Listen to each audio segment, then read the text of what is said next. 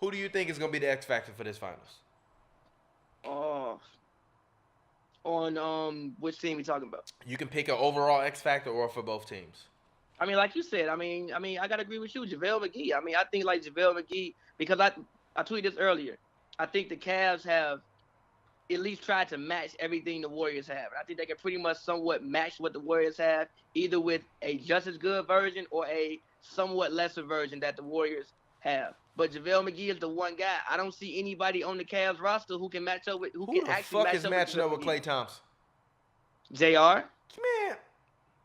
No, like look. Bro, if you was here in person, I would have got the fuck up and walked out that door because I almost just did it. I literally almost got up and walked out the door. Can you listen? Can you just... You just compare the All-NBA player to J.R. Smith. Can you listen? Can you listen? I said I feel like Cleveland has tried to match everything the Warriors do with a just as good or a lesser version of what they do. I think the shooting of JR and a Korver can cancel out the shooting of a Klay. Because when JR gets hot, JR can get as hot as anybody J.R. on Smith planet Earth. ain't never been to a fucking All-Star game.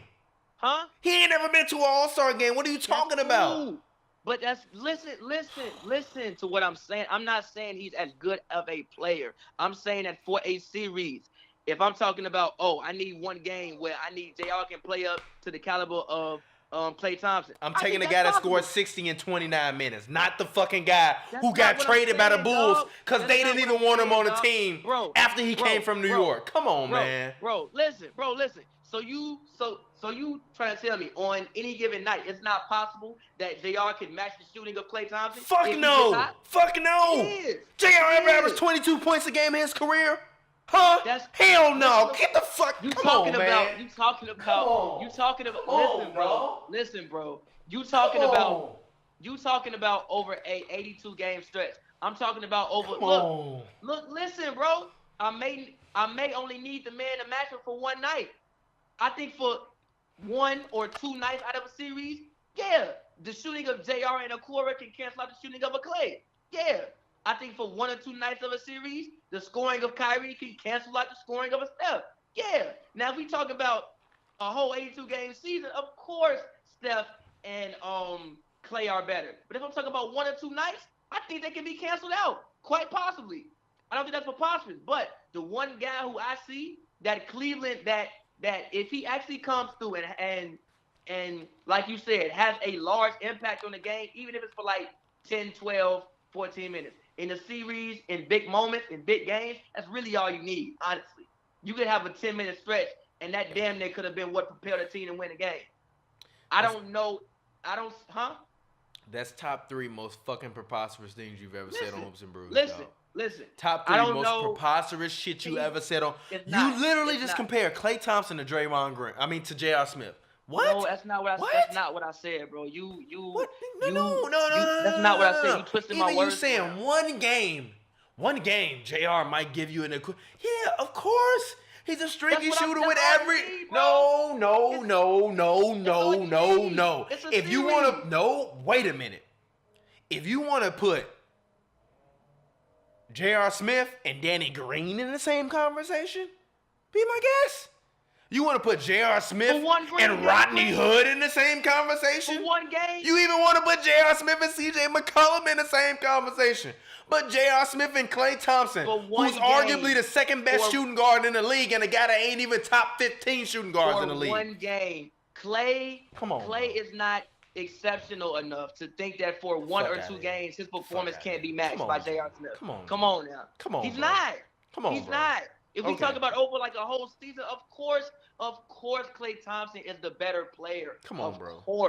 Of course. But if we talk about throughout a whole series, is it possible to think that for one or two games that JR can't match the performance of a Klay Thompson? It's possible.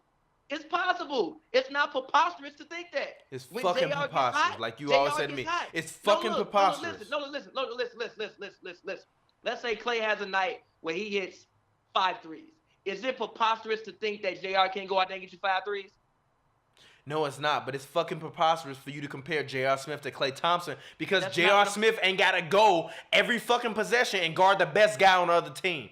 On the perimeter he does. Oh my god. On the perimeter he does. Okay. All right. I'm through with you, G. I think with the combination of let's say the combination of JR's defense and Shum's defense can probably equal out to the combination of Klay's defense. That was my point with saying the Cavs have a couple of guys that can equal up to a version of or a slightly lesser version of what the Warriors have. So your X Factor player is JaVale McGee. Yeah, pretty much. And J.R. Smith for the Cavs, right? Yeah. All right. Tristan. Because he has to be able to keep Draymond off the boards, at least to somewhat. Actually, no. You know what? Kevin Love. Kevin Love's my X Factor for the Cavs. Kevin Love has had a good season. Well, y'all lost already. Y'all lost already then. What you mean? You think Draymond Green don't know about what happened last year?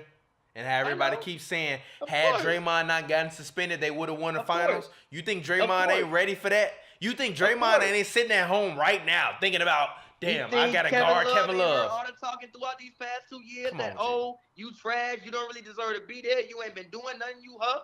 If Kevin Love a hooper, we gonna see. Get the fuck out of here. I need a big series from Kevin Love. I need Kevin Love to go out there and give me at least 18 tonight. Well, good luck with that. Good luck with Kevin Love doing that on the best defensive player in the NBA right now. We'll see. I need to see it. I need it. That is what I require from Kevin Love. Kevin Love has to go out there and give me 17, 18 tonight. I need that. You're going to be mad as hell when Kevin Love averaged 12 and 7 in the finals. Okay. If he averaged 12 and 7, they're probably going to lose. They're probably going to get destroyed. I just picked them to get destroyed, so they're going to get destroyed. But for my X Factor pick, to me, on the Warriors, and ironically enough, I'm not going to pick JaVale, even though I've been saying all year in the finals, JaVale is going to be the X Factor. I do think JaVale McGee is going to be the X Factor in the finals. But honestly, and this is going to sound weird, I personally think that the X Factors for the Warriors, and I'm going to put an S on it, are Ian Clark, Sean Livingston, and Andre Iguodala. Because when you sub out Steph Curry, when you sub out Klay Thompson, and even when you sub out Kevin Durant within the rotation, you need each of those guys to come in, and you don't even necessarily need them to score. You need them to create offense for others or at least make open shots. So if you can get Iggy, Sean Livingston, and Ian Clark to both give you 5 to 10 points a game, you're gonna run. You just said the whole bench is an X Factor? No, I didn't say that. I didn't say the whole bench because JaVale McGee is still on that bench. David West is still on that bench. That's half of the bench. That's not half the bench. It's not half the bench. No. Wait a minute. Those are the 3 perimeter guys that are gonna come in to replace Kevin Durant, Steph Curry, and Klay Thompson. So your X Factor is 3 guys. No. If I had to choose one guy, honestly, I'm personally gonna say my X Factor is Ian Clark. Okay, I respect that. And my X Factor to me is Ian Clark is because last year, what a lot of people don't recognize is that in those last games, once they realized Harrison Barnes couldn't really get it done, they kept putting Leandro Barbosa out there on the floor, who was giving them energy, timely plays, and just overall effort, right? But what the problem is with Leandro Barbosa has always been a quality shooter, but he's never been a volume three-point shooter. He's not going to take those threes in a corner that are open, that are normally Steph, Klay's, or KD's shots. Ian Clark and Iggy are going to take those shots. Sean Livingston, you just need him to come in and just be stable enough to equally play with Deron Williams. But of all people, you need Ian Clark to come in, and you need him to be the equivalent of that Leandro Barbosa. You need him to come in, and even if he only gives you 4 points, 6 points, 3 points, 5 points, he comes in, he's energized, all the bench players are energized, he's taking shots regardless of whether he makes them. He's taking them with confidence, and everybody else on the bench is standing up, rooting for him to take shots like they do when all the bench guys get going.